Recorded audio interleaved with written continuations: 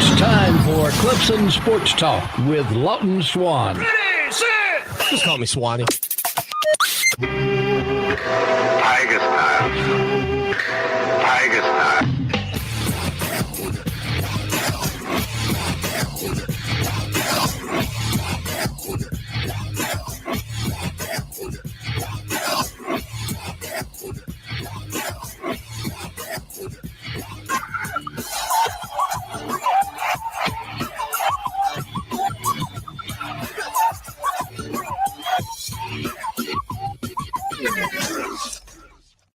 Finally, Clemson Sports Talk has come back to Drive Time. Hello, everybody. Lawton Swan back in the saddle. Once again, it is the show that shakes the Southland. Clemson Sports Talk for you each and every afternoon as you make your way around the great state of South Carolina and beyond, listening to us on incredible radio stations like Fox Sports Radio 1400 the Midlands, heard around the world on the iHeart Radio application. Download it today. It's free. Our website, clemsonsportstalk.com. You can get there, clemsonradio.com, clemsontigerradio.com, clemsonsportshq.com. Boy, the .coms are available.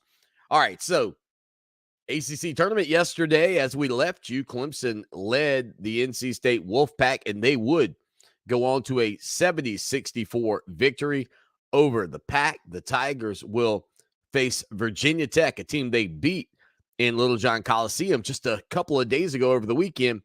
They will face Virginia Tech at 7 o'clock tonight. And I am excited about this opportunity, given what we saw yesterday from this Clemson Tiger team. A couple of great developments. I really feel like P.J. Hall, man, he had a great defensive play. I mentioned it. Blocks a shot, runs the floor, gets a layup and one. I mentioned this on yesterday's program. Picks up his fourth double-double of the season, 18 points and 10 rebounds in just his second game back from injury. I think that makes you feel good about P.J. Hall. Obviously, I think what we continue to see from Alamir Dawes with his ability to shoot the ball from the perimeter, playing right there just 15 miles from his home in Newark, New Jersey, is where he's from, playing in the Barclays Center in Brooklyn. I think it's been a pretty incredible storyline kind of watching this team, as I have noted over the past couple of weeks, watching this team develop a character, develop maybe even a new image of who they can be. And you're getting a good mix. I mean, David Collins, 7 points, 10 rebounds. You're kind of finding these guys feeling, I think, much more confident as a ball club. And so, again, as I have said, I think they are a much more scarier opponent than they were just a few short weeks ago. And I think a big part of that is not only that there has been a resurgence in the confidence of some of the guys on the perimeter, but additionally, Ian Schifflin having great moments still. Maybe not perfect. Missed a couple of bunnies, a couple of chippies. But it's his vision and everything that he brings to the table right now that is making this team as a whole even better. Nick Honor scores 13 points with just one turnover in 35 minutes of action. I mean, it is a different feeling, or there is, I should say, I think a different feeling when you watch this Clemson Tiger team, a more confident feeling for me when I watch this Clemson Tiger team. And so how will it go today? Who knows? Could Virginia Tech come out, shoot the lights out, game over, send you home? They could. But I get the sneaky feeling that Clemson is going to get the best of the Hokies for a second consecutive ball game. And as long as the Tigers don't get, too trigger happy early on in this game and are willing to push the ball into the paint, into the hands of P.J. Hall, and then continue to generate offense from the inside out, guys, I'm telling you, this team is a much scarier group than they were just a week or so ago. They played 10 deep. While Ben Middlebrooks isn't necessarily a quote-unquote threat, he still gives you some minutes. And that, I think, is in turn helped everybody out in the ball game for your Clemson Tigers. So we'll see how they play again this evening, 7 o'clock, as the Tigers take on the Wolfpack from NC State, take on the Virginia Tech Hokies. Still looking at the NC State box score there. But, yeah, again, an opportunity for Clemson to shock the tournament just a little bit. The game will be on ESPN2 if you want to check that out. Virginia Tech, 19-12, 11-9 overall. And, again, Clemson now moves to 17-15, 8-12 in the ACC. Coming up in hour number 2, we'll talk with our good buddy John Blau of the Post and Courier, get his thoughts not only on the Clemson Tiger basketball team, but also get his thoughts on the Clemson Tiger football team as spring practice is rolling along in the upstate. Get his thoughts on getting an opportunity to sit down and talk with Nick Eason, and ultimately dive in a little bit into college baseball as well, as the Clemson Tigers take the 3-game series from the South Carolina Gamecocks, which I know for a fact everybody is juiced and elated about in the state of South Carolina, because there is no time better than right now to be a Clemson Tiger with the dominance that Clemson has had. Also, I got some I finally got my access to the Clemson Plus program, which is exclusive for donors. We'll give you some information on how you can get your grubby little hands on it if you're not a donor to Clemson. I'll tell you about it. Had a chance to dive around. Haven't got too much information to give you on that front, but we'll give you some of my initial thoughts on it, and positive after taking a look at it. Again, 803-450-0086 plus this afternoon in the upstate, weather permitting. Clemson and Michigan State will face off over at Fluor Field. The Tigers will start right-handed pitcher Billy Barlow, and he'll go up against Harrison Cook, the righty from Michigan State.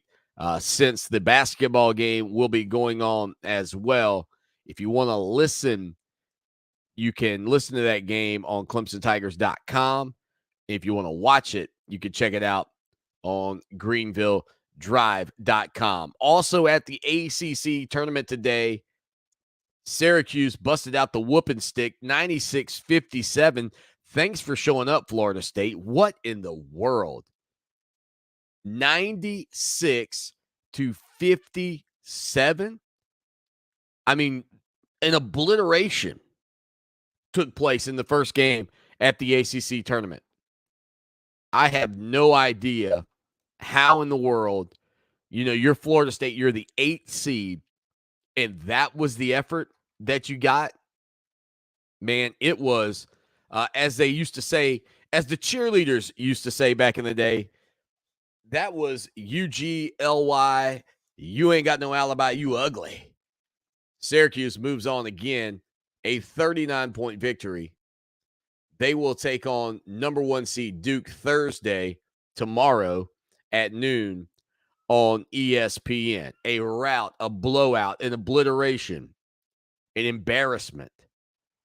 And the thing about it, honest to goodness, that's not typically the result you see from Leonard Hamilton coach squads.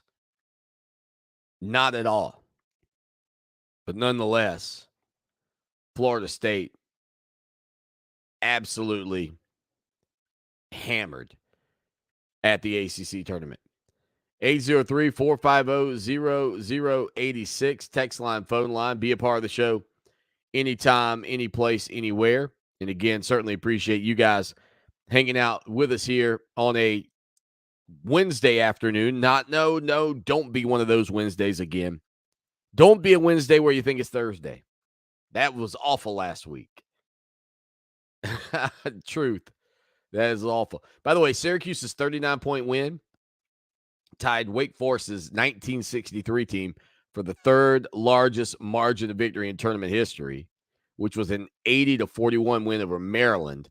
Only Virginia in 1983, who had a 43-point win over Duke in the quarterfinals, and North Carolina, who had a 2-point win over Notre Dame in 2021 have been larger margins in the ACC tournament. 803-450-0086. Again, your Clemson Tigers, 7 o'clock tonight, ESPN2. They will be taking on the Virginia Tech Hokies from the Barclays Center up in Brooklyn. You look at Virginia Tech, I think one of the things that you knew coming into that matchup with them this past weekend, I think the thing that you absolutely know at this point as well is that the Tigers are going to have to play complementary basketball on both the offensive end of the floor and the defensive end of the floor. You know, it was a 63-59 ball game in Little John Coliseum on Senior Day just 4 days ago.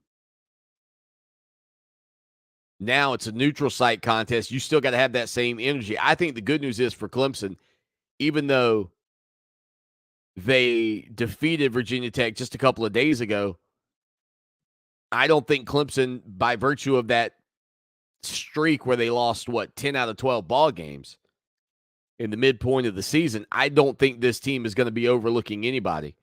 I think there is, again, a quiet confidence that they bring in.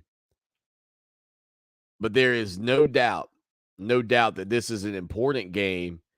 Just for, again, I as I said yesterday, I think for how you feel about the season.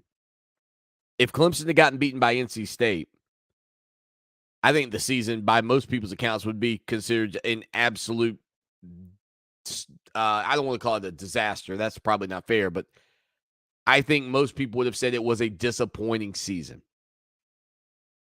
Had Clemson lost yesterday, I think most people said it's disappointing. I think if they lose today, there will be a number of people that will say it's been fairly disappointing. And there will be others that will say, yeah, it's still disappointing. But I think if they win this game today and go on and face Notre Dame, I think the consideration of what Clemson's season is will change in the mind's eye of a lot of people to, you know what, it wasn't what we expected. I wish we could have had more. I think that's where it will be, and not disappointment. Because there were games that they left out there on the table. And this is a Virginia Tech team that they're facing who is borderline NCAA worthy. And as we were talking with William Qualkenbush earlier this week, the chance that this team with a win here could be fortunate enough to have the belief change to, hey, you know what? Clemson is now good enough to make the NIT and have some postseason basketball. I mean, that changes the complexion completely. And who knows? Look, in a tournament style, if you are fortunate enough to beat Virginia Tech, look, I'm not going to go lay the mortgage down that Clemson is going to beat Notre Dame, but I'll be happy to tune in to watch it. I'll be happy to tune in to see how it unfolds. Like, that's kind of the way, at least for me, I look at what this game tonight will determine about how many people, including myself, will feel about this Clemson Tigers season. I'm accustomed.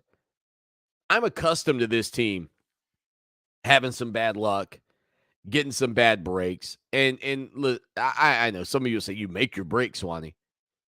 But the reality is you kind of get used to it to a degree. And so when you look back on the season and you see some of those tight losses, you just think, just a couple of plays away. But all of that changes if you lose yesterday to NC State. And I still think for some people, even if you go out today, there will be a level of disappointment in what ended up occurring. But for me, I think they're going to win today. I'll be honest with you. I don't want to say I would be surprised if Clemson gets beat today, but I would definitely be disappointed. Tigers have to do a good job on Justin Mutz. You saw him in that matchup just a few days ago scoring 15 points with 9 rebounds, creating his own shots at the hoop. Just a strong kid. I think he's got to be in check. Obviously, for Clemson, I think it's good that now you've got P.J. Hall a little bit, I would say, more in game shape. I think Hunter Tyson's return, a little more in game shape. I do think that makes you feel better about this team.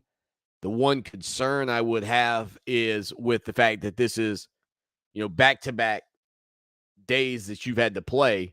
So does Clemson have issues with guys just being a little bit more tired, where Virginia Tech comes in fresh as a daisy first game? The benefit of Clemson having played, though, is sometimes you can come out having played in that venue, competed in that venue yesterday, shooting a little bit better, being a little more confident. Maybe Virginia Tech has a 5, 6, 7-minute spell where they're kind of getting their feet underneath them with a crowd in that environment. You know what I mean? It's just getting used to playing against, an opponent in a venue that you're not accustomed to playing in. It can have an acclimation period. And so for Clemson, for me, I think that's an advantage. I do worry about the legs, specifically in the second half. I mean, if shots aren't falling for some of these guards because they're tired, I mean, there's a lot that could go into the final result in this matchup. But mostly, I still feel really good about Clemson because I think they are a much more versatile team than they were several weeks ago, and I think that's a big benefit. We'll hear what Brad Brownell had to say after yesterday's matchup in just a little bit. Plus, again, don't forget, John Blau from the Charleston Post and Courier joins us. One other thing I'll throw out there, too, and I don't know if there's really any measurable that could say, you could say with absolute certainty on a topic, but I will pose the thought, P.J. Hall was snubbed in the All-ACC selections. Might that be some of the driving factor behind what we saw from him yesterday from an aggression standpoint, from a focus standpoint? Like, is it possible? Is it possible that he is carrying some of the, the fire from not being in in the top 3, first team, second team, or third team in the ACC? Clemson, of course, snapped Virginia Tech's 3-game winning streak on Saturday. And I think coming into that game, the Hokies had won like 9 out of 10. They were on a run. They were on a tear coming into that ball game against Clemson. One of the things that will be difficult, though, I mentioned Mutts. Aluma averages 15.4 points per game for them, also 6.5 rebounds. So 2 very versatile guys. They've got 4 scores that nearly average double figures. And to me, I think one of the things that it is going to come down to as well for Clemson is, what do they do if one or two of those guys kind of get going? How do you attack Virginia Tech on the defensive end of the floor if there are a couple of guys that get rolling? I think if one, I think you can let one guy get loose and you'll be all right. But if the Hokies get 2 of their top 4 guys making baskets and confident, they'll be a much more difficult out. But I still think this Clemson team is going to have the Hokies number this evening when they face off at the Barclays Center. And I'm excited about it because again, as a basketball junkie, there is no better time than tournament time. Can't wait to see what the Tigers look like tonight. Again, 7 o'clock on ESPN2. 803-450-0086 text line, phone line. It is the show that shakes the Southland Clemson Sports Talk. Lawton Swan rolling along with you here on a Wednesday afternoon. Rolling along the ACC tournament earlier today, Syracuse put the beat down on the Florida State Seminoles by 39 points, if you can believe it. One of the largest margins in the history of the tournament. We'll have updates on the ACC tournament here in just a little bit. But following Clemson's victory yesterday, Brad Brownell, PJ Hall, and Nick Honor sat down with the media to discuss their win over the Wolfpack. Yeah, good win for our team. Proud of how we defended. I thought we guarded exceptionally well today. They're hard in those ball screens. They do a great job of getting downhill. I thought PJ and our post players really did a good job of leveling some things off. Kind of a game that was bump and grind for most of the start, but our guys just kind of hung in there, and I thought we got better flow the longer it went. PJ really helped us get off to a good start offensively, and we kind of played with a lead through most of the second half. They made a nice little run, and then give our guys credit. We were able to answer. Nick was terrific, 2 big threes back-to-back. Chase hit a big three, and Al hit a big three, made enough free throws down the stretch to get a good win. So happy for our team. We've really hung in there this year. Couldn't be more proud of these guys. Brad Brownell was also asked about PJ Hall's minutes and what the game plan really was for the amount of time that he was on the floor, and ultimately how Brad Brownell felt it all kind of worked out. Yeah, I really hoped I was going to try to play him 25, 26 maybe today. We had a couple freshman bigs maybe not play quite as well as I would have liked to kind of steal a few more minutes. And, so I talked to him, and, he's ready to go. It's great to think about, hey, the next game. You got to win the game you're in. We'll wake up tomorrow like we have pretty much all year, and PJ will tell me how he feels, and the trainer will say how much he thinks he can play, if he can play, and if he can, he won't. But yeah, that was probably 5 or 6 more than I would have liked. But I think PJ would tell you in the moment that, he wants to win the game and be out there. So Clemson center PJ Hall was also asked about his mentality after picking up his 4th foul and knowing that if he got one more, he was going to be out of the game. Don't foul. I was making sure vertical, be out of the charge circle. If I do jump, keep my arms up, don't lean forward. Keep contact off the arms, but chest them up when they drive down the lane. Sebron's great at getting into people's chest, then going up and finishing at the rim. So I was making sure that whenever he got to the rim that I wasn't, causing a whole lot of contact. So that was a huge point. Also in a lot of our practice leading up to it. So, down the stretch, I was making sure that I wasn't just enforcing contact if they were bringing it to me. Yeah. The entire group, Brownell, Nick Honor, and PJ Hall, were all asked about Clemson's ability late in the ballgame to kind of stave off the Wolfpack and continue to fight to the finish, really, and find a way to come out of there with a victory. Well, in practice, we do a good job preparing. Our scout team does a wonderful job helping us, try as best as possible to be like those teams we're going up against. But I think it just goes on as the season goes on. I think this was our 32nd game maybe. So as many teams we played, we've seen a lot of different styles. So just, being poised was, I guess you could say the least of our worries because we just been prepared. For sure. Yeah, that's a great point. We have a tremendous scout team. We have a guy who's a walk-on who added on this year. He's higher motor I've ever seen in my life. And so we had to make sure that we always work on not giving a second chance for in practice. That's a shout out to Dan Nassif. And so he does a great job of preparing us. And but going out there, you play 32 games, you learn to make sure that you can't give someone else a second chance. Just that's kind of how basketball works. Whenever they get that second chance, it's almost feels like it's guaranteed to go in when you throw something up. So you just got to limit those for sure. NC State's going to make a run and come at you. They're playing downhill a little bit. You're trying to keep your guys aggressive, confident. I think that's important. Not as easy. I think we had a couple plays where we got a couple stops and then turned it over kind of unfortunately.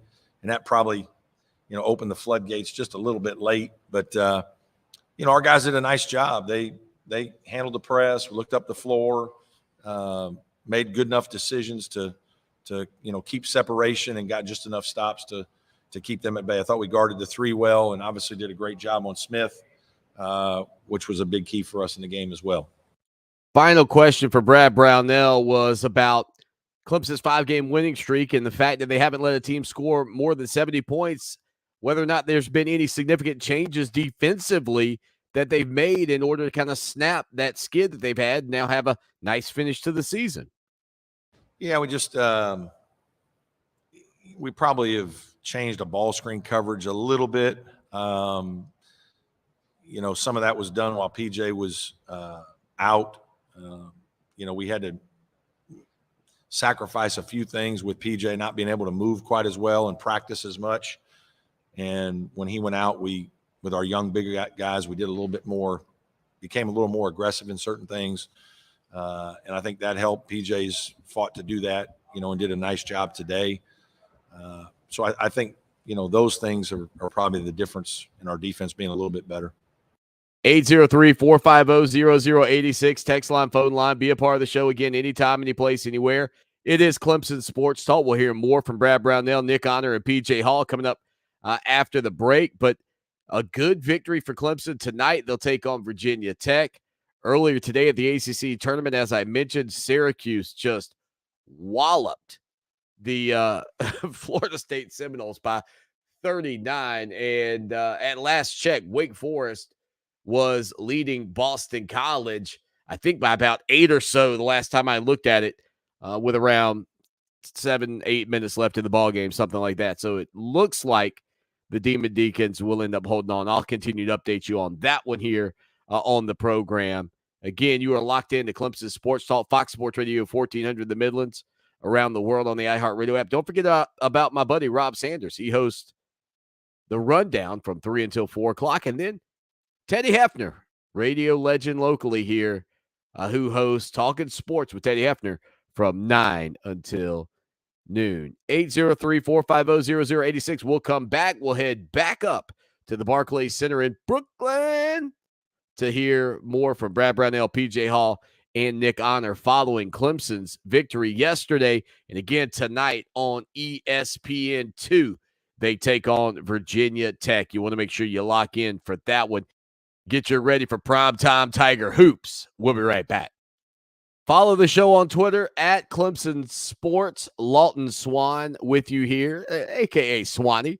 I think it's funny. I was actually listening to one of the interviews we did the other day, and somebody called me Swanee. And I had that moment where I think to myself, you know what? I respond to that with no hesitation. Like if you walked up to me and said, Swanee, I am going to look like you called me Lawton. And and the thing is, it does not even register like in my brain that you called me by a different name. Like that's what's really weird about to me. And there's not a ton of names, nicknames that you get called a lot. In my older years, don't call me by this, but when I was younger, they would call me LR. And based off my first name and my middle initial. And so it's strange because if they were to do it today, like if we were together at like Thanksgiving or Christmas and somebody said LR, even though I don't get called it that much, I would immediately turn in and I would know they were talking to me. And I think about like my children who've never really heard me be called that. And would they turn? Would they, even know who my sisters were talking to in that moment?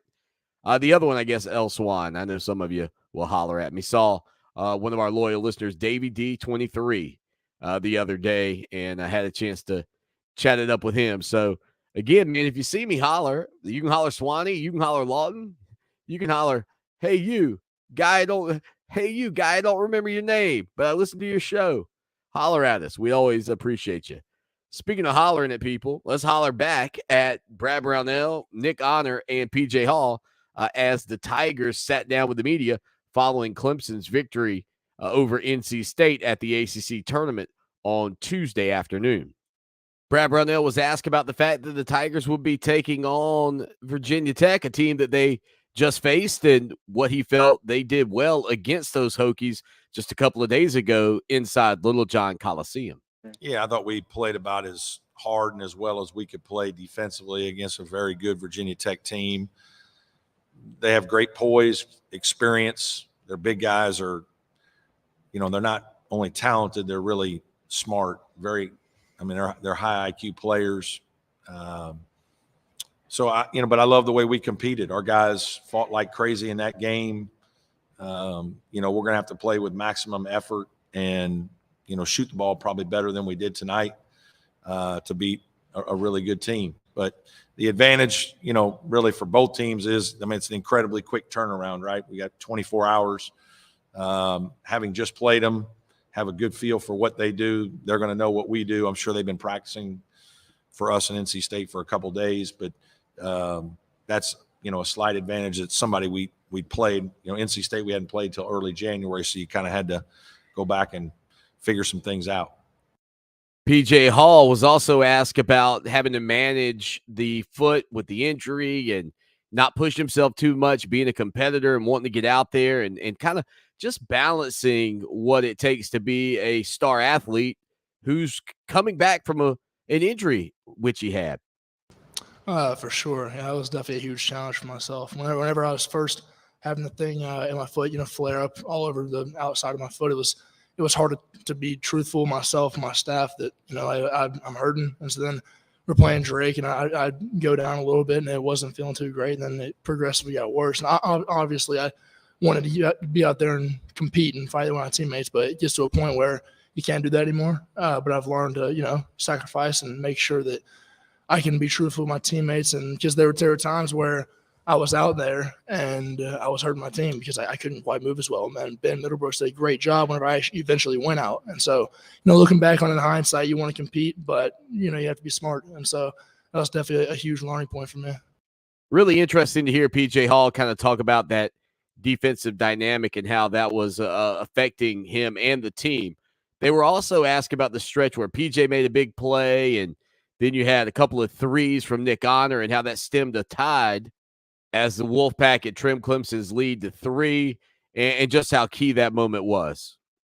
Yeah, huge momentum swing for us. They'd made a run and had taken momentum from us. And these two guys over here made huge plays. This is a game where players got to make plays. Nick, both of his shots were just a guy making big time shots. It wasn't there. We didn't call anything.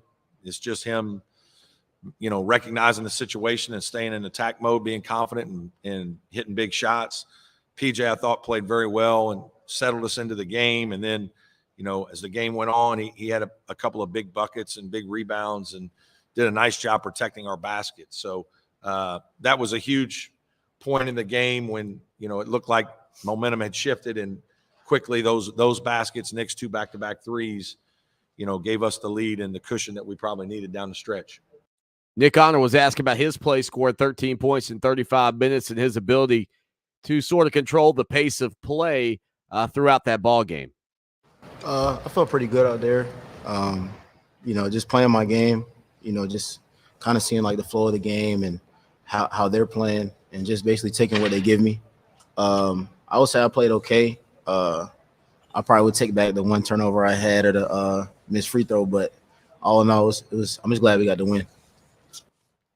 The final question went to PJ Hall, who was asked just how he felt and how the foot was. And again, whether or not he expects to be out there this afternoon or this evening as the Tigers take on Virginia Tech.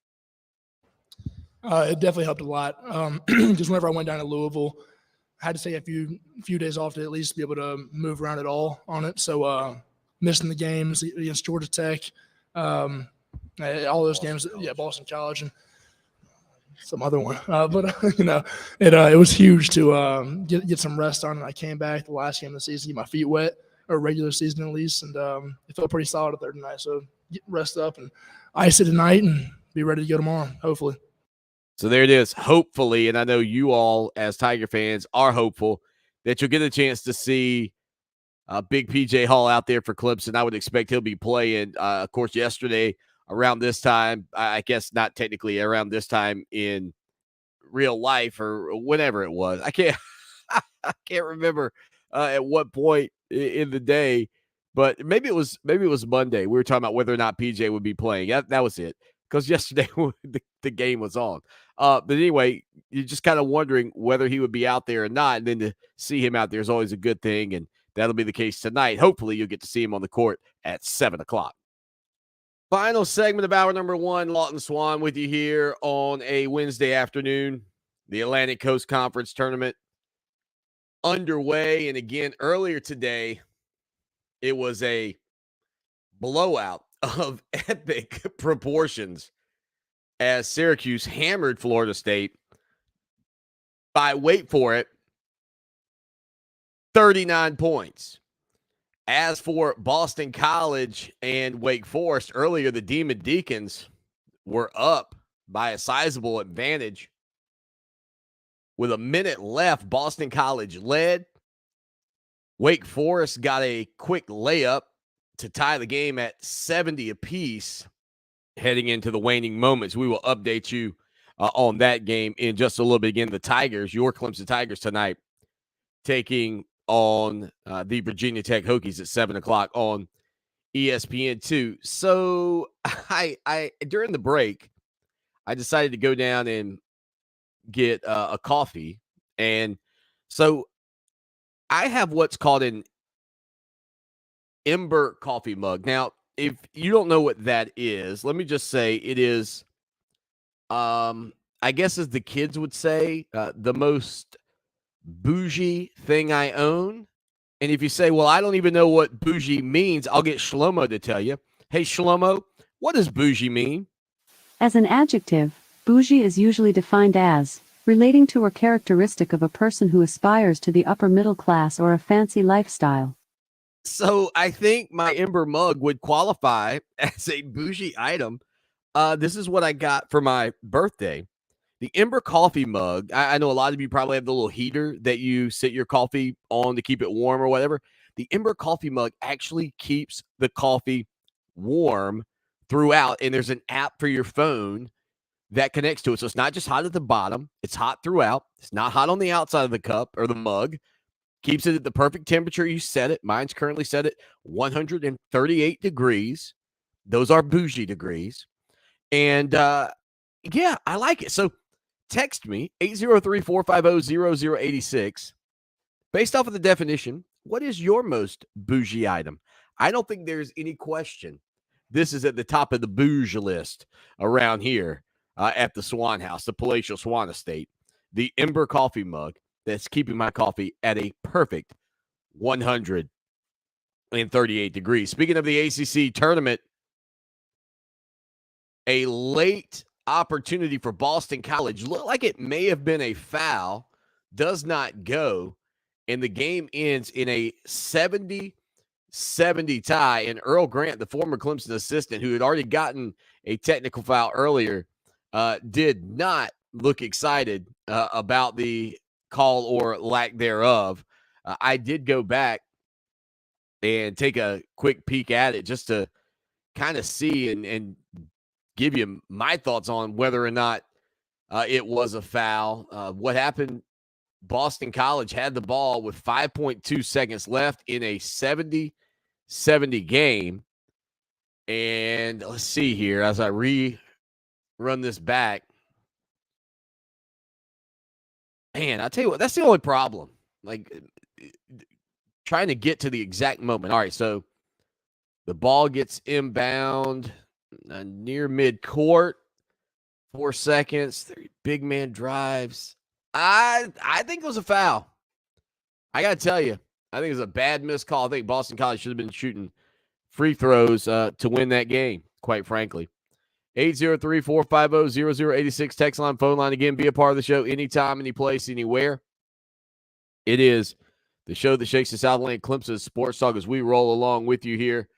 Overtime at the Atlantic Coast Conference Tournament. I will keep you updated on that after we do our interview with our good buddy John Blau from the Charleston Post and Courier. We'll talk with John about everything going on in the world of surrounding your Clemson Tigers here on a Wednesday afternoon.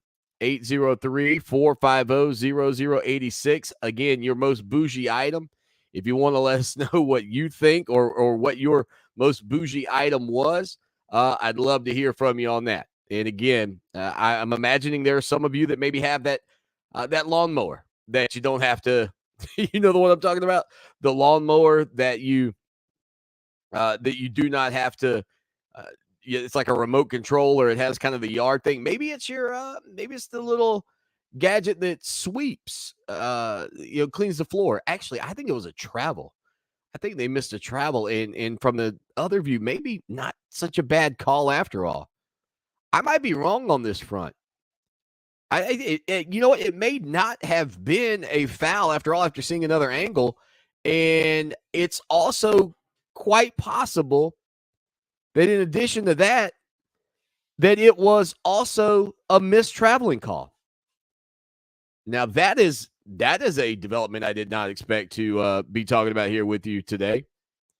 I think after further review, the call on the play does not stand. In fact, I think Swanee, I think that there's a legitimate chance here that it was actually a missed call in the other direction. The error was more so in perhaps Wake Forest's favor than being against Boston College, or actually was in Boston College's favor and then being against Wake. I think there was a travel with some seconds left on the clock. But nonetheless, overtime at the ACC tournament for Boston College and Wake Forest. Again, John Blau of the Charleston Post and Courier coming up right around the bend. It is always great to catch up with him. We love talking about your Clemson Tigers, and we'll get some insight into not only the Clemson Tiger baseball team, the basketball team, but also the baseball team as Clemson sweeps the season series over the South Carolina Gamecocks. And if you're a Gamecock peeking over the fence and you're saying to yourself, Swanee, when are you going to let that go?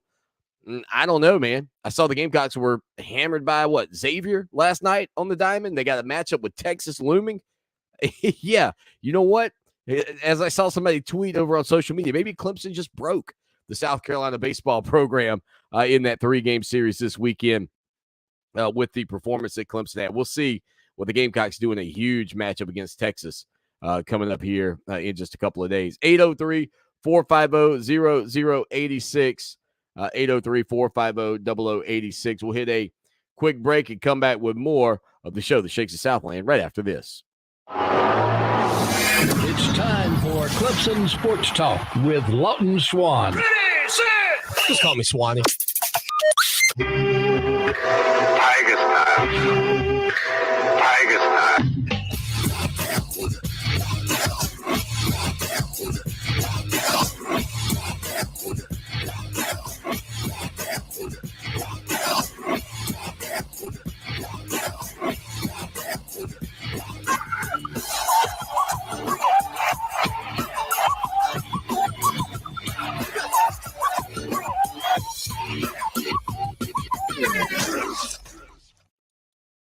It is hour number 2. That's drive time right here on the show that shakes the Southland. Clemson Sports Talk. Lawton Swan with you again. ACC action today going on. We'll update you on that in just a little bit. John Blau, the Charleston Post and Courier, joins us here today, though, to talk a little bit of basketball as Clemson yesterday knocks off NC State. They'll take on Virginia Tech, a team they beat this weekend tonight. JB, man, hope you're good. What's going on? Nothing much. How are you, Lawton? I'm good. You know what? I'm great, actually. I'm going to say that because as much as I know football moves the meter, football is a sport as a guy from the South that I grew up loving. I played basketball. I tried out for the Clemson team. I tried to walk on when I was a freshman. And I'll say this, I love tournament time. So I'm great. I'm better than good. Well, that's good to hear. Well, so let me ask you, I mean, you've watched a lot of tournaments. You've been around the Big Ten tournament. You've obviously now been around the ACC tournament to a degree and watching this thing unfold. You know, the ACC as a whole this year has just kind of felt down. And I was saying the other day, you know who I actually miss? I miss Maryland, if you can believe it. I miss the Terps and what they brought to this league. And I know they went to the Big Ten, but you know, with the transition around the sport, I mean, sometimes I think with every realignment and all this, just something gets lost. Yeah, I mean, also Syracuse now being in the ACC, you got those Big East schools aren't where they used to be, and yeah, it's a little weird. When I was covering the Big Ten and covering IU, playing Maryland seemed kind of strange. Playing Rutgers seemed kind of strange. Didn't feel like Big Ten schools, but yeah, after a while, a lot of these kids will grow up, and all they'll know is Maryland being in the Big Ten and Syracuse being in the ACC. So who cares? I guess I don't know. Yeah. I don't know, man. It's maybe I'm just the old get off my lawn kids guy, but I look at it and go, I wish I don't need them in any other sport. Just give me the Terps in basketball in the ACC, and I'll be a happy camper. John Blau, of course, covers your Clemson Tigers for the Charleston Post and Courier. And John, I don't think a lot of people would have predicted it, but the Tigers now with a 5-game winning streak heading into tonight's matchup against Virginia Tech, a team they knocked off this past weekend. Virginia Tech, a team that's right on the bubble of maybe working their way into the NCAA tournament. They got a lot on the line, but this Tiger team seems to be playing good right now, and it really has become a pretty fun team to watch. Yeah, I mean, one of the things all year that didn't seem to happen is getting PJ Hall to be able to have a great game alongside a couple of guards, and you actually saw that last night against NC State. PJ Hall comes out, scores 18 points, has 10 rebounds, 4 blocks. And then Nick Honor and Almir Dawes are both hitting shots. And when you get both of those things happening at the same time, this could be a really, fun, really good Clemson team. The problem is it really hasn't happened very often. And the question was coming into, this point in the season with PJ Hall coming back, would the guards continue to play as well as they played to be able to bolster things and get that 4-game winning streak going at the end of the regular season. And you saw that to a degree in the first game against NC State. Obviously, they didn't shoot the ball extraordinarily well. I think it was around 41% from the field, but they hit the shots they needed to hit. PJ Hall being able to play 31 minutes is huge. I think Brad Burnell said that he would have played about 18 to 20 ideally against Virginia Tech, but it got limited to about 13. I think it's foul trouble. Obviously, has some foul trouble, but stays out of it enough to be able to play 31 minutes and do what he does.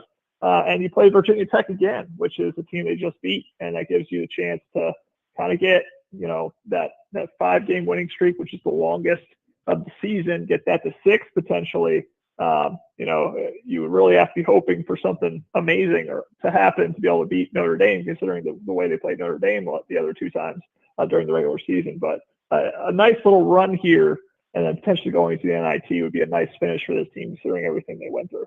One of the things I have often talked with Tommy Bowden about, former football coach, a little tie football basketball here, is about, we always hear that late in the season, guys don't have their legs underneath them, and you get into a tournament style, and all of a sudden it's your second game in 2 days, and you don't have your legs. He always seems to say, look, that's an overrated kind of myth. He's like, these guys can play a football game and go out and dance all night long and have a blast.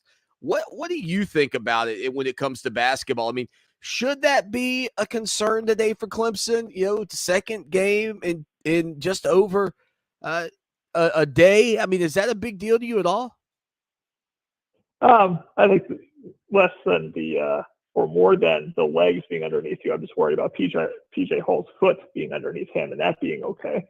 Because PJ, obviously, in terms of freshness, in terms of how much he's played in the last however many days, not a ton.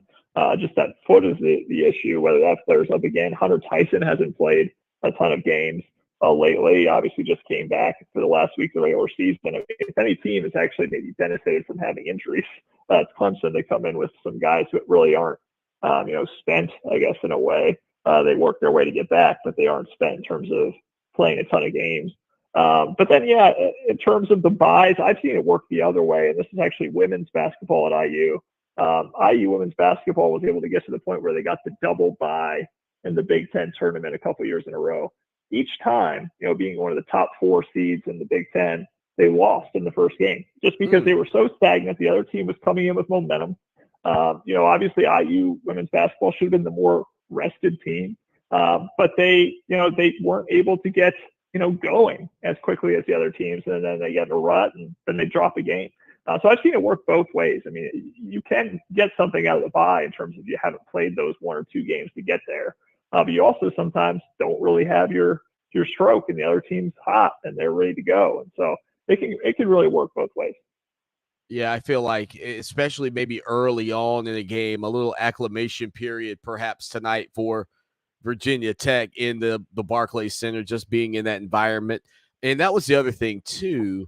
I'm not saying yesterday's result is different if the ACC tournament is played in Greensboro, as it was for so many years.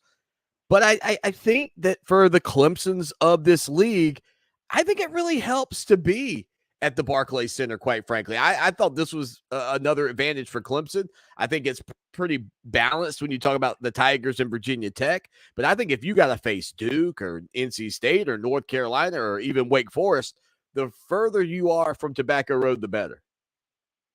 Yeah, I think the tickets are about $2, $3 to get in there. I've seen it the cheapest. I mean, just dirt cheap tickets too. So, I mean, these are going to be some people who just came in to watch some basketball. Obviously a bunch of alums as well, but yeah, I mean, nobody really has a huge advantage in terms of location other than if you end up playing Syracuse or something like that up in New York. That maybe there's a chance there's more Syracuse fans there, but maybe some Notre Dame alums. Some Notre Dame alums seem to be everywhere.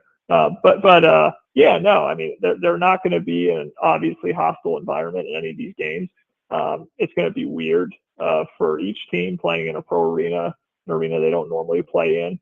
I would say it's an advantage, or at least not a disadvantage. And that's all you really are asking for if you're Clemson on a win streak, playing good basketball right now. Just kind of have those things tilting in your favor a little bit is good. Anything blowing in Clemson's favor, I will take it on the hardwood for sure. John Blau from the Post and Courier. He's on Twitter at John_Blau. Again, talking about the Clemson Tiger basketball team. Let's shift gears before we get to football. Let's just talk about what happened in baseball this past weekend. I know the Tigers expected to take on Michigan State this afternoon up in Greenville at Fluor Field, but how about the 3-game sweep over South Carolina? That never goes over poorly with Tiger fans. Yeah, Monty Lee was saying how he'll never forget this. It's a historic thing. I mean, to be able to sweep your rival in a season, and it's just, again, contrasting this year to last year. I mean, coming into the season, the questions were pretty much to Monty Lee about, do you feel secure in your job? I mean, do you think you guys can really move on from that season last year? And he insisted, we've moved on, we've dumped that doesn't matter anymore. And there's no way to really shut that up and kind of make that go away than just win your first 11 games and to sweep your rival South Carolina. So they've done just about everything they could do to dispense last season. And it's really been the pitching. I mean, just the depth of the pitching too. I mean, the starters, Matt Ganglin's been great. Nick Hoffman's been pretty good. Nick Clayton's had his moments, kind of up and down. But at the end of the day, the depth of the bullpen, that entire staff held South Carolina to 2 runs apiece in each game. I mean, that's a really, really a good thing for Clemson moving forward, to have them be able to do that. And then, on the other end, Cooper Engle's been a huge bat. I mean, he's made a bunch of plays. Briar Hawkins has been absolutely on fire from the plate. There's a lot of really good signs for Clemson in terms of the way they're playing. And again, sweeping your rival is never a bad thing to do. Again, follow him on Twitter, John Blau from the Post and Courier at John_Blau. That's with a Jon and a BLAU. And he joins us every Wednesday, unless Tim Bray's not here on a Thursday. And then he'll squeeze in and cover for Tim Bray as well, which is always a good time. And of course, looking down the line for this Clemson Tiger baseball team, a final thing for you. Again, the ACC in baseball, maybe not as well respected as the SEC, but a lot of really good teams in this conference. And, it's strange because it feels like when the league was smaller, more intimate, you played everybody and you had a better feel of who you were going into ACC tournament play. And I think that's the hard part of baseball at this point with a league with so many teams, is that it's hard to get a good measure on who people are, right, when you don't get the opportunity to play everybody. Does that make sense? Yeah. Except when you look at Clemson's schedule, they're going to get to play pretty much all the good ones. Because if you look at the top 25 rankings, I think it was the D1 baseball poll. Florida State's at number 8. They're going to play them. They're going to play Notre Dame at number 9, Georgia Tech Miami's number a top 13, NC State. 25 program. Yeah. Yeah. NC State just got swept by Northeastern, but they're number 22 still in the poll, and Clemson plays Northeastern this weekend. So I think Monty Lee made a joke about one of his assistant coaches scheduling them, like, way to go, guy, getting them on the schedule. But Right. it was obviously a little sarcasm, then he followed that up with, we like to be challenged and all that. But it is, again, you got the division split up. Virginia is one of the last undefeated teams in the country as well, along with Clemson. It's kind of hard to keep track of everything, but I think, again, just looking at the polls, looking at how well some of these teams are doing in terms of their records and how things are going for the ACC, it looks like a very strong year in baseball. Clemson really adds to it. Again, I don't think anybody really knew what to expect of Clemson this year just because of how bad last year was. What were they going to be? And they've really made things a lot more interesting by entering the conversation the way they have, going 11-0. On the gridiron is spring practice, and we got a chance to hear from Nick Eason, the former Clemson Tiger defensive lineman, and of course taking over the defensive tackles coaching spot. One of my biggest takeaways, quite frankly, was Nick's conversation about Wes Goodwin and how Goodwin sees the game. And for anybody that's been maybe worried about Goodwin, when you hear what Easton had to say, and again, hearing and seeing is two different things, but you think to yourself, man, you know what? This Wes Goodwin hire might be one that's going to really work out. Yeah, Nick was saying that when he was at the Steelers, he has former Steelers teammates who know Wes. He does have those NFL connections. People know who Wes Goodwin is. I don't think most of the world knew who Wes Goodwin was, obviously. Until he was hired as the defensive coordinator, which made it a little bit of a shock. But the more people you talk to, and he brought up Eason, but we also talked to KJ Henry last week and asked him why, Wes has the respect that he does. And he's a fifth-year guy. And he says, as an older guy, I've seen him for 5 years. Brent Venables was the guy who led the thing. He was the guy, who led the operation, but Wes was the guy right next to him. He was the guy installing everything, who had his hand in everything. And they trust Wes. They really do believe in Wes's abilities. And Nick Eason, again, was talking about a guy with a pro background saying, this is about as complex a defense as we would have in the pros. Obviously, there aren't too many different, changes. A 4-3 is a 4-3 and a 3-4 is a 3-4. And all the concepts, usually the gap principles are about the same. There's not too much that's that different, but it's just about as complex. And for a guy like Wes Goodwin to be the brains of the thing, he obviously has to know it inside and out.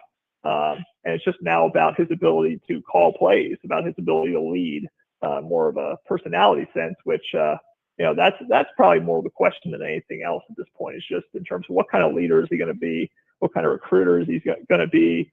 KJ Henry, again, was talking about Wes and said that he brought all the players over for barbecue.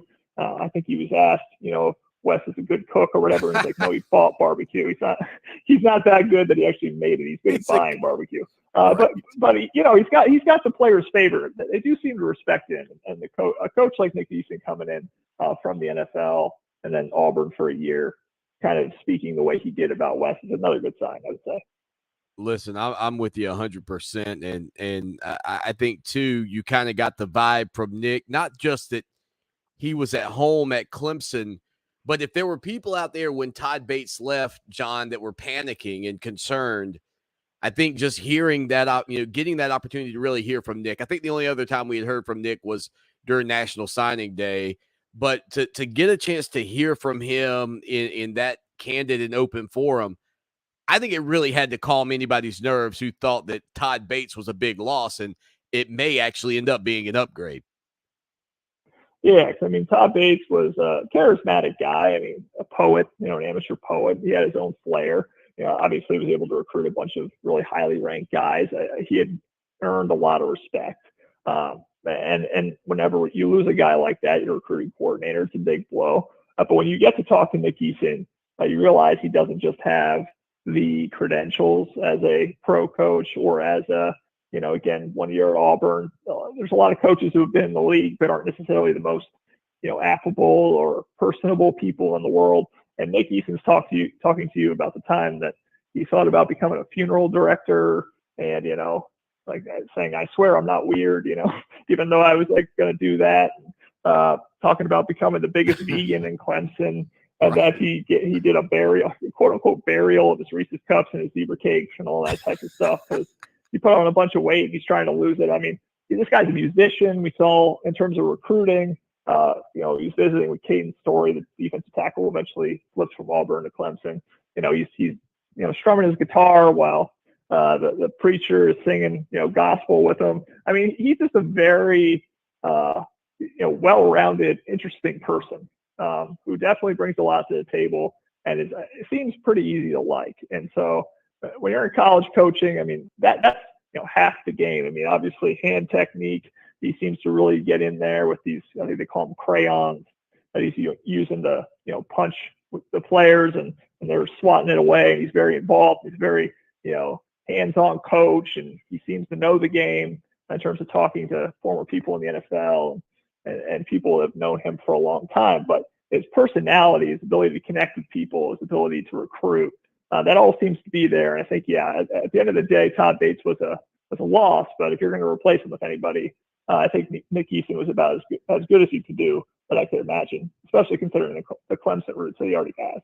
He is John Blau, and his work is available for all you Tiger fans on the Post and Courier's website. Get a subscription as well. John, buddy, always appreciate you. Follow him on Twitter at John, JON_Blau, BLAU. John, we'll talk to you real soon, my man. Thank you. Appreciate it. Thanks a lot. Again, that's John Blau with the Post and Courier. 803-450-0086. Don't forget, coming up tonight, less than an hour, Clemson Tiger baseball taking on Michigan State, less than 2 hours away from the tip-off of your Clemson Tigers and the Virginia Tech Hokies up at the ACC Tournament. I said it the other day, it's hard to believe that we've already gotten to this point. Like, I know when football season ends, everybody's like, oh, boy, here we go, into the doldrums of the year, ready for football season to be back. Well, listen, I know it's still early in March, but dude, by the time the NCAA tournament's over, it'll be April, man. You'll have your summer vacations, and then boom goes the dynamite. It'll be college football season. Speaking of college football, we got to hear from a couple of Tigers earlier this week. We'll have some of that audio for you when we get back here on the show that shakes the Southland.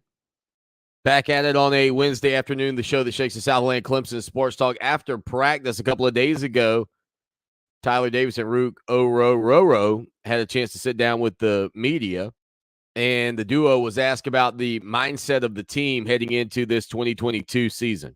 We just trying to go out there and compete, man. Just get better every day and just take it step by step so we can be the best in the nation. Really trying to dominate every down we play. Every snap, for real.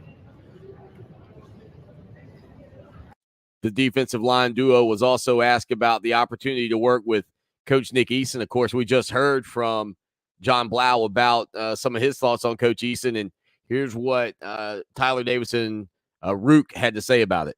It's been real fun. He's a very funny coach. I'm learning a lot, though. I'm learning a lot about my pass rush and the run game. It's been very fun. He's a great guy, high energy, keeps us on our toes every day, and just makes us want to get better each and every day because he's been where we want to go. And Rook was asked about the fact that Coach Eason likes to get out there and mix it up and how different that was from Coach Bates. Yeah, it's different. Coach Bates, he has some drills. He has some different drills, and now Coach Eason got some different drills, and it's very unorthodox to us right now, but we still learning them. But yeah, just trying to adjust to his style of coaching, and just adjust to everything. He said he was gonna put some cleats on one day. Still waiting on that. So y'all remind him to put some cleats on, and then we'll see what we do from there. Tyler Davis was asked about what was different or maybe even considered unorthodox about the way that Nick Eason's coaching those guys. Just all the hand combat we're doing and all the pass rush stuff we're doing. Is that different than how it was under Coach Bates? Yeah, Coach Bates, we do more pop-ups and stuff like that, but Coach Eason, we do more hand combat. Tyler Davis was also asked about his decision to return. Of course, a little bit of a surprise for everybody to see TD making a comeback. He obviously had some injuries last year, and is certainly more than capable of playing at the next level, but a benefit for Clemson to get this guy back. Here's what he had to say about the decision to return to Tiger Town for another year. I told him to come back. I told him. Yeah, the dog told him to come back. And I gotta get better at everything. And just staying healthy. Rick would maybe be ready for you to go. Nah, we stuck together for life. How did that go? How did you talk to him through his process, and why do you want to see him come back? I just felt like us being together for one more year would be great, very beneficial for my growth as well. Because he keep me on my toes. He challenged me every day, and just having a group of guys like me, Brian, Trey, Tyler, Cuddy, and just all of us being in the same group just makes each one of us compete harder. So it was just a different challenge, and I just wanted to challenge myself to get better, also challenging him to get better also. Rook was actually asked if having Tyler back maybe slowed his opportunities to make a name for himself and have a chance to play at the next level, and he had a great response. Nah, God got a plan for everybody, and so you can't never put a limit on what he wants for you. So I just feel like God's timing is perfect, and God wanted both of us to be here at this time. So that's exactly why we're here at this time. The duo was also asked about the fact that so many of those guys are coming back. Brian Brazee's getting healthy, KJ Henry's returning, and just how that makes them feel heading into the season. Very excited. I can't wait for all of us to get back healthy and get on the field at the same time and really get after it. Yeah, I can't wait for all this. There's so many different combinations that you can put out there, and keeping us fresh. So many different Avengers, and the Black Panther, by the way. I think that's the best Avenger. And so I feel like, just a P out there is just going to bring a different energy. The guys were also asked about how they determined what their Avenger characters would be. Kind of do up our play styles. Like I'm Iron Man, KJ Captain America. We got the XT being Thor, and Brian the Hulk, smashing everything. Miles Spider-Man. Because he's very, very bendy. I really picked Black Panther because he's from Africa and I'm Nigerian, and so I just felt like it makes sense at that point. Think about ET. I was actually born there, you know what I'm saying? But I ain't gonna hold it against them. ET Falcon though. Yeah, ET Falcon. We was gonna make Peyton Ant-Man, just the smallest guy. Cutting War Machine. Davis and Rook were asked about Peyton Page and DeMonte Capart's development. Definitely, they definitely getting better. Peyton moving way better than last year. He lost a lot of weight. Getting after it, Cuddy, getting back healthy, getting after it. Yeah, Peyton put in so much work that people don't see, from coming in very heavy, not being able to move, and now he able to move, bend, and run. It's just crazy, and I just can't wait for the world to see it this year. The guys were also asked about when they found out that Coach Bates would be leaving to go to Oklahoma, and what did they think of that decision? He told us, and we just wish him the best on this new journey. God got a plan for everything. And we get Coach Easton out, so yeah. So we was just happy for him. New journey in his life, and just wishing him the best of all his success. Tyler Davis and Rook Oro were asked if they had any consideration of leaving to go with Bates. No, I'm here for life. All day, forever. We love Clemson. I love Clemson.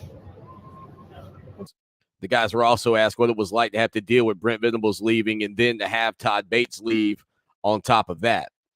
It was just different, the change. We didn't know who was hiring with our new defensive line coach. We're glad now that we got Coach Easton. We learned a lot from him. Yeah, I'm just very happy with Coach Sweeney's decision to get Coach Easton. I feel like that was like one of the best hires you can make. He's a great guy. He coming back home. He's been in our shoes. He's been walking this campus. So I feel like him just teaching us his ropes and, new methods in order to get to where we need to go. I just feel like it was all God's plan at the end of the day.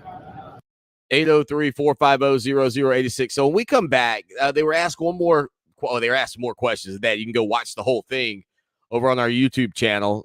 Easiest way to get there, tinyurl.com/Clemson Sports TV.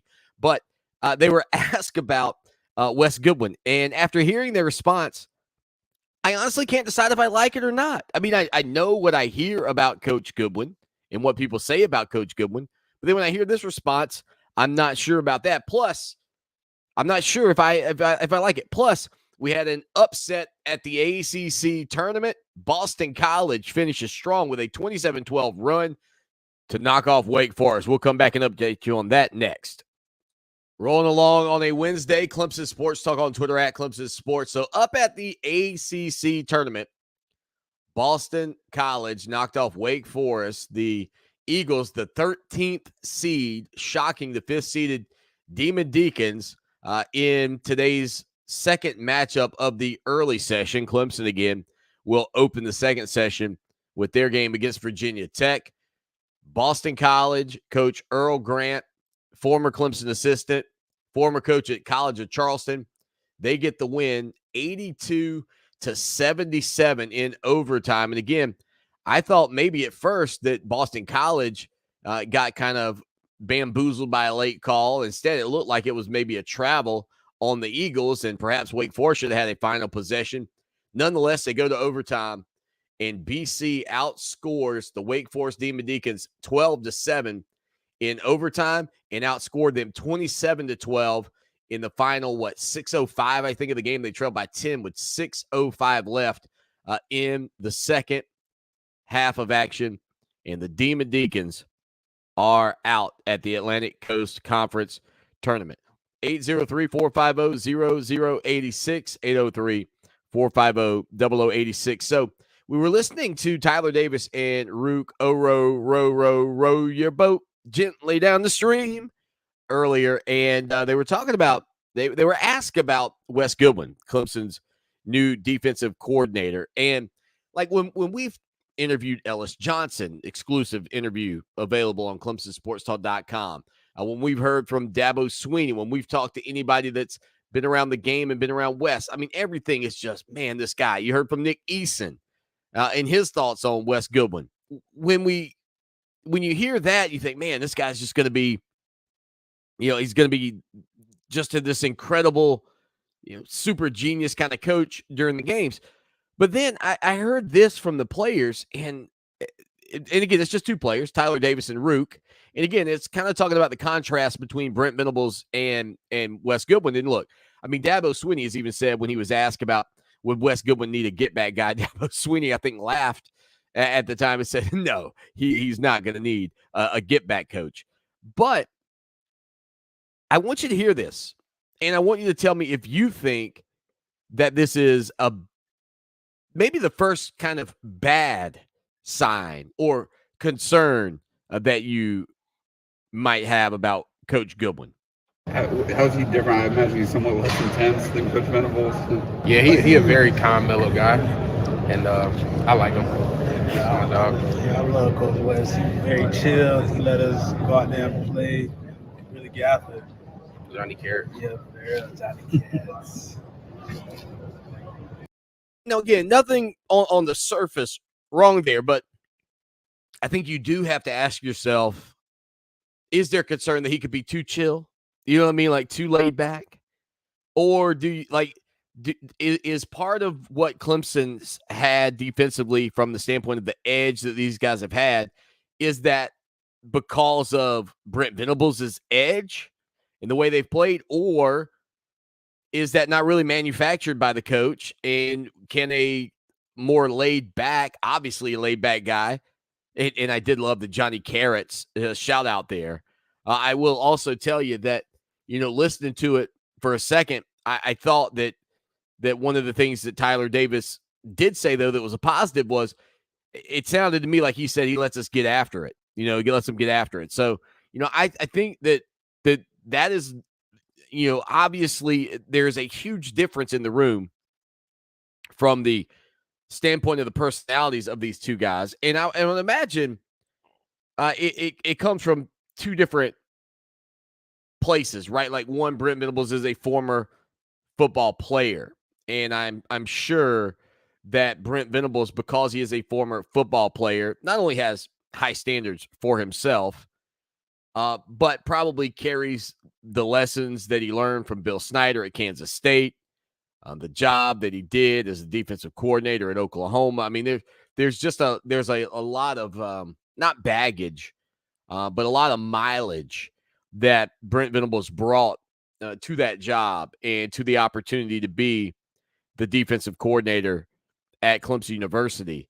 And Wes Goodwin, look, he's cut his teeth differently than most, but he is, and this has always been the thing, and it will always be the thing about Wes Goodwin.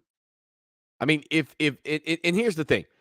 If Wes Goodwin is successful, it will be a heck of a story because people say, man, nobody knew about this guy, and look where he came from. But if he's a failure, if it doesn't work out, if it fails and Clemson's defense falls apart, he will also be a story. Like, there is no way Wes Goodwin does not end up being quite the story, for better or for worse. You know? I mean, no, that is not going to change. Either they're going to be good and Goodwin's going to be a story, or they're not going to be and Goodwin's going to be a story. But the difference in the way these guys kind of came along, I think, in the game certainly makes the difference. And you wonder, Wes Goodwin, who's kind of got that Westlachek nickname thrown at him from just kind of his, the way he knows the game and sees the game and studies film and prepares and can break down the game. Will he get sort of that more crass style as he goes along? As he has to stand into the fire a few times after some Clemson losses, which have fortunately been few and far between in recent memory. How will that change the way Wes Goodwin sort of views the media, sort of views this opportunity? Because I don't think there's any doubt that until you been in that lion's den and had to kind of be hit with the tough questions and criticized, I mean, that will change kind of the way you feel, right? And so that's going to be one unique thing to kind of follow, because most guys that get a position like the defensive coordinator at school, people know who they are, and people have an idea about their personality. Wes Goodwin right now, according to the players, sounds like a guy they really love, and to the media, seems kind of jovial and fun. I wonder where that'll be this time next year after a season as the defensive coordinator at Clemson, especially if they have some hiccups. That will be, it could be a complete personality switch. Wait a quick break. We'll come back with more of the show that shakes the Southland, plus an update from the ACC tournament next. What have you done for me lately? It's a fair question. Just don't lose sight of the bigger picture. Don't forget history. Lucky for us at Clemson, the answer to the questions, what have you done for me lately, and what have you done always, are the same.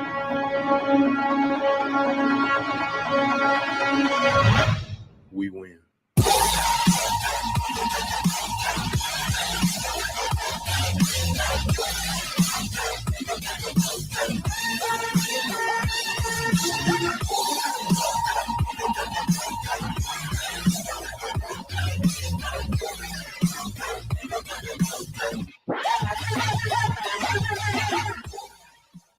Final segment on a Wednesday afternoon. Lawton Swan with you. A commitment earlier today from Levi Matthews. Levi is a wide receiver out of the Raleigh area.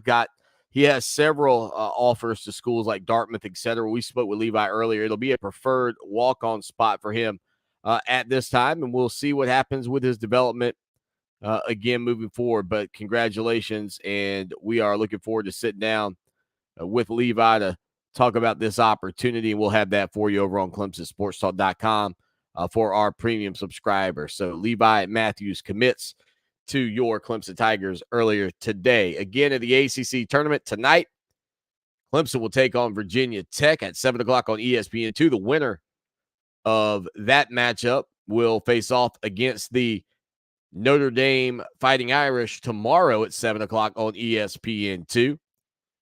Also coming up tonight, it'll be the 6th seed Virginia Cavaliers taking on the 14 seed the 11 seed Louisville Cardinals at 9:30 on ESPN2. Syracuse earlier today with a 96-57 win, a 39-point blowout over the 8 seed Florida State Seminoles.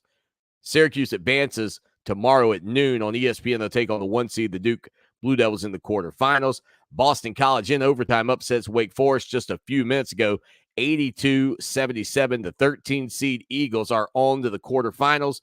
They will take on Miami at 2:30 tomorrow. The 4-seeded Hurricanes at 2:30 tomorrow on ESPN2.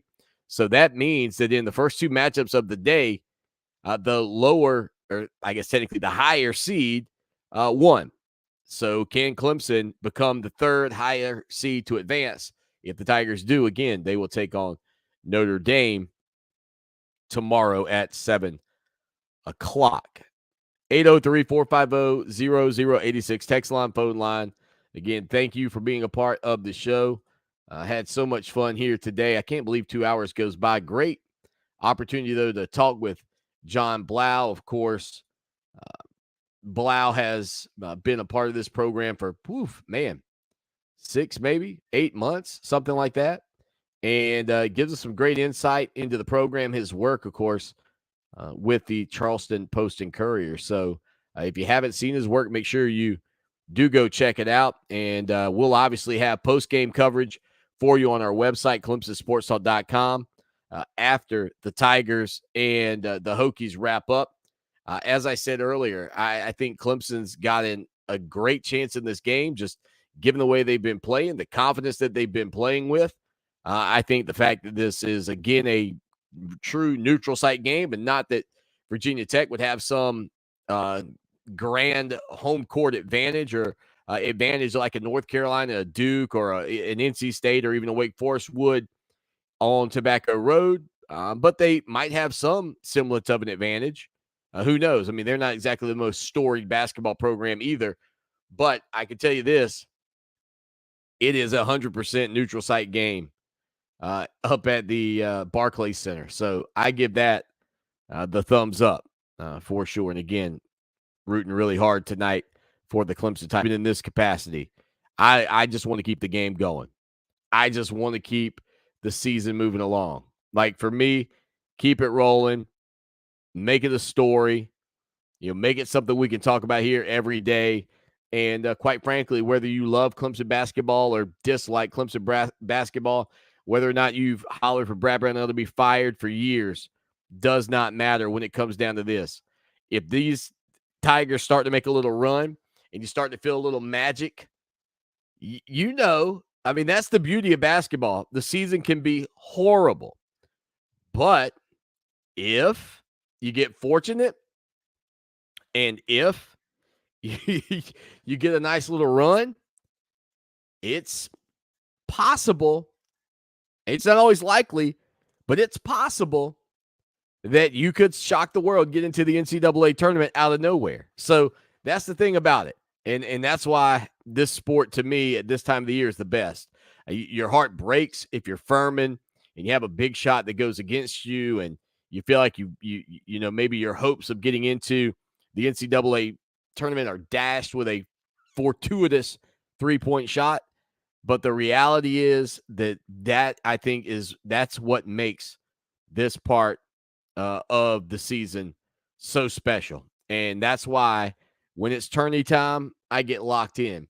And the other thing I mentioned yesterday, talking about this, the fact that this was kind of the week when they'd roll in the cart into the classroom, and everybody sort of posts that and talks about it. And there is something about that you miss, but the reality is now, I mean, honestly, like if you were in high school, okay, and the teacher was going to roll in the cart, I mean, everybody's got the information on their phone now. Like, it's not even, like, I don't even think if you were allowed to roll in the cart, that rolling in the cart would be nearly as exciting, quite frankly. People say, well, I can watch that on my phone. Like, the big deal of being able to watch that at school when we were kids was the fact that it wasn't everywhere. You know what I mean? You couldn't just get an instant update. That's the other side of that kids in 2022 will never understand. Thank you for hanging out with us. Again, follow us on Twitter at Clemson Sports. We'll be back tomorrow, hopefully talking about a Tiger win over the Virginia Tech Hokies. Until tomorrow, as always, y'all take care now. And go Tigers!